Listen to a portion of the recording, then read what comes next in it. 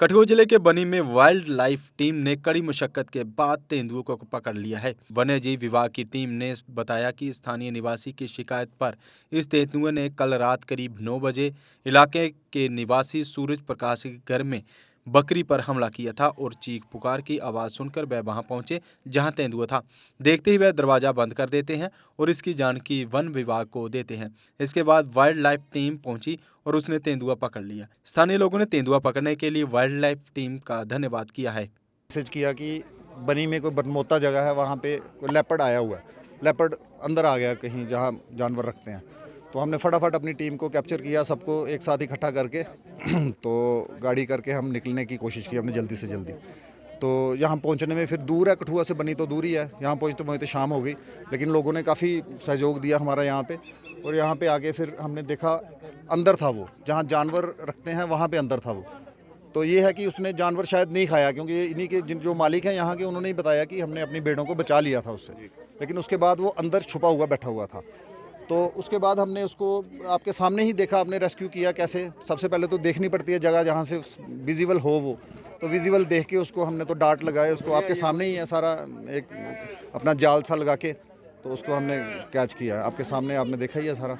तो ये तो हमारा काम है, ये तो करना ही था हमने। कितनी दुश्वारियों के साथ सामना करना पड़ा इसको? दुश्वारियों का सामना यही है कि जो हमारा रूट है जो वही दुश्वारी है, क्योंकि लोगों को भी परेशानी होती है इसके लिए, क्योंकि इन्होंने कठुआ में कॉल किया होगा, उसके बाद हमें सुबह हम 10 बजे के निकले हुए हैं, यहाँ शाम को 5 बजे पहुँच रहे हैं, वही जो थोड़ा सा दुश्वारी है। बाकी ये तो हमारा काम है, ये तो हमारा काम है, ये हमने करना है। पैदल आपको आना पड़ा? जी। आपने पूरा केज लाना होता है? जी। कितनी मुशक्कत जो है यहाँ पर आपको करनी है? हाँ, केज के लिए ये होता है कि अब केज तो लगाने की ज़रूरत नहीं पड़ी इधर हमें छोटा था ये इधर आके ही पता चला, लेकिन अगर केज लानी होती फिर हमें लोकल लोगों की ही सहायता लेनी पड़ती, क्योंकि ये पहाड़ी एरिया आपको सारा पता ही है, ये बिल्कुल खड़े पहाड़ है, यहाँ पे केज लाना थोड़ा मुश्किल था।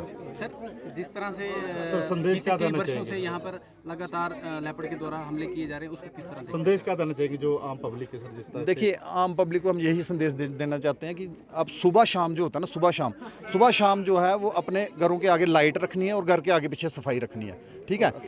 अकेले बाहर मत निकले, अकेले बाहर निकलने से ये अटैक करता है। 4-5 बंदे आप इकट्ठे होंगे ना, ये सामने से भी निकल जाएगा, ये कुछ नहीं बोलेगा आपको। झाड़ियाँ सफाई करके रखनी है, लाइट अपने घर के आसपास रखनी है। और इसका मेन अटैक करने का टाइम होता है सुबह और शाम 2 ही टाइम होते हैं जब ये अटैक करता है।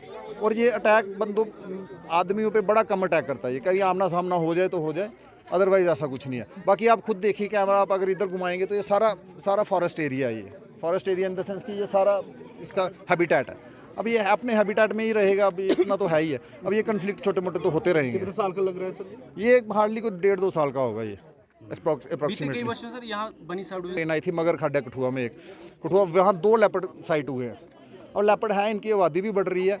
अब ये है कि गवर्नमेंट ही इसके बारे में कुछ सोचेगी तो है, अदरवाइज ये जो एरिया जहाँ हम आज रेस्क्यू करने आए हैं, मैं अपने दिल से बोल रहा हूँ ये बात कि ये इसका हैबिटेट है, ये मेरे को देखने में इसका हैबिटेट लगा। लोग भी जंगल की तरफ रुख कर रहे हैं, ज़्यादा उधर तो जा रहे हैं। थोड़ा तो अब जैसे डेवलपमेंट हो रही है, रोड्स बन रहे हैं, सब कुछ हो रहा है, तो ये भी ऊपर निकल रहे हैं, तो आबादी तो इनकी भी बढ़ रही है। यहाँ पे कितना नुकसान किया था सर उन्होंने?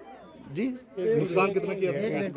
कहाँ पे? यहाँ पे ये लोगों के मुताबिक एक ही भेड़ को उन्होंने मारा था। बाकी उन्होंने फिर लोगों ने काफ़ी दलेरी दिखाई, जो इनके मालिक थे, इसके जिनका ये घर है, जिनका ये गोठ था, इन्होंने काफ़ी दलेरी दिखाई है। अंदर गया वो, इन्होंने बाहर से लॉक कर दिया उसको, और पूरी रात तक इधर रहा, मेरे को सुनने में आया ये। अब युवाओं के लिए सरकारी नौकरी पाना हुआ आसान, क्योंकि अब JKSSB की तरफ से JKPSI कांस्टेबल, नायब तहसीलदार पटवारी की पोस्ट आ चुकी है।